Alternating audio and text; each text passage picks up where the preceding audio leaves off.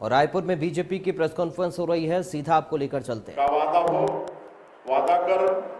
शराब की home delivery करना हो या किसानों और महिलाओं का कर्ज माफ करने का वादा कर समूचे प्रदेश को ही कर्जदार बना देने का हो या युवाओं को रोजगार का वादा कर सत्ता में आने के बाद उनके साथ बर्बरता का व्यवहार करना हो। अनेक बार तो ये देखने को मिला है जिस तरह से बेरोजगारों पर इस सरकार का रवैया रहा है, मानो यहाँ पर अंग्रेजी सरकार आ गई है। किसानों के दम पर आने वाली ये सरकार जिस तरह से पिछले समय में उनके साथ बर्बरता की है, बिल्कुल निंदनीय है। सोशल मीडिया पर लिखने मात्र से राजद्रोह का मुकदमा दर्ज करना, हमारे नेताओं के प्रति और पत्रकारों के प्रति मुकदमा दर्ज करना और पत्रकारों की कांग्रेस के लोगों द्वारा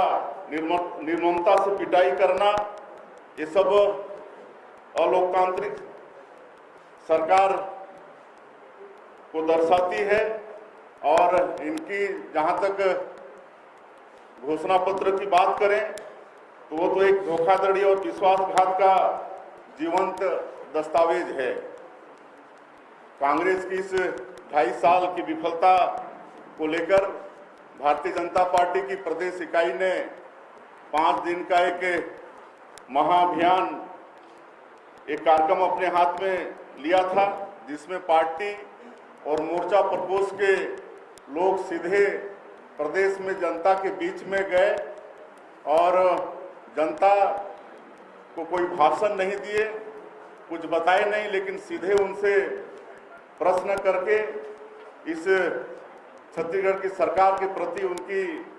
क्या मंशा है, क्या रवैया है, उसको जानने का प्रयास हमारे कार्यकर्ताओं ने किया। एक प्रश्नावली भी पार्टी ने तैयार किया था, जिसको लेकर कार्यकर्ता लोगों के बीच में गए थे और इस पूरे समय में लोगों से प्रश्न किए और उनके जवाब को लिखित रूप में भी दर्ज किए और उसका वीडियो भी बनाए। और इस पूरे अभियान में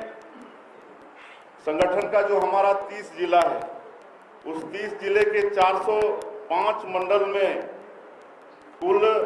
2161 शक्ति केंद्र में हमारे कार्यकर्ताओं ने 5374 गांव में जाकर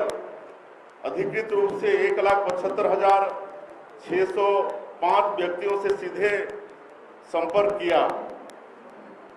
और प्रश्नावली के माध्यम से सवाल भी और बड़ी संख्या में वीडियो भी बनाए गए। ऐसे कुल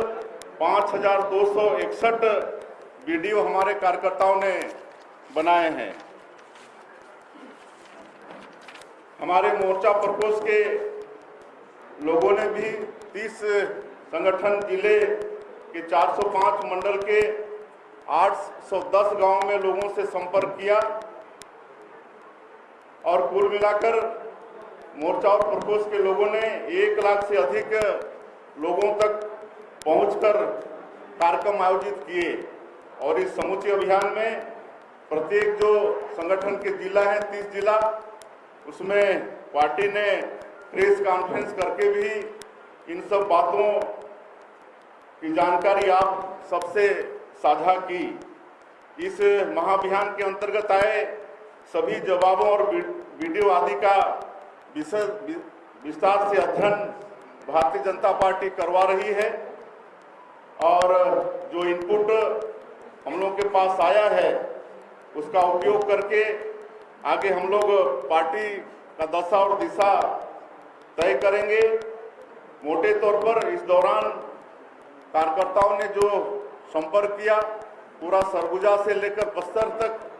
ये देखने को आया कि इस कांग्रेस पार्टी के प्रति लोगों में भारी आक्रोश है। विशेषकर शराब बंदी की बात गंगा जल का कसम खा के होम डिलीवरी कराना,